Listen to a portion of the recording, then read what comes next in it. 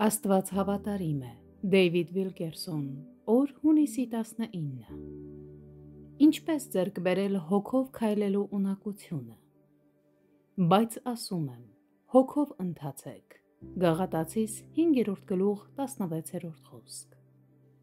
Հոգով քայլելու հրամանը տրված է բոլորին, այլ ոչ թե միայն մի քանի գերբնական սրբերի։ Ահա 3 բան, որ Տեր Հիսուսի յուրաքանչյուր հետևորդ կարող է անել այս ընթացքը ձեռք բերելու համար։ Առաջին, դուք պետք է ձգտեք դրան ձեր ամբողջ զորությամբ։ Խնդրեք Սուրբ Հոգուն լինել ձեր ուղեցույցն ու ընկերը։ Խնդրեցեք և կտրվի ձեզ, որոնեցեք և կգտնեք, դուռը թակեցեք և կբացվի ձեզ։ Ղուկաս 11-րդ գլուխ 9-րդ խոսք։ Եթե փրկված եք, Սուրբ Հոգին արդեն շնորհվել է ձեզ։ Հիմա խնդրեք նրան ստանձնել պատասխանատվությունը և հանձնվել նրան։ Դուք պետք է որոշեք ձեր սրտում, որ ցանկանում եք, որ նա առաջնորդի և ուղղորդի ձեզ։ Մովսեսը խոսելով վերջին օրերի մասին ասաց.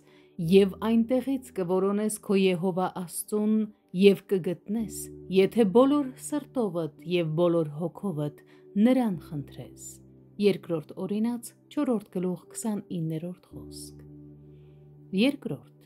կենտրոնացեք Հոգին ճանաչելու և լսելու վրա։ Շեղեք ձեր միտքը ձեր խնդիրներից ու գայթակղություններից։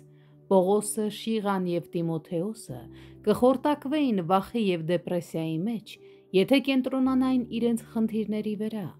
Դրա փոխարեն նրանք կենտրոնացան Տիրոջ վրա, գովաբանելով և երկրպագելով նրան։ Ամենից հաճախ, երբ դիմում ենք աղոթքի,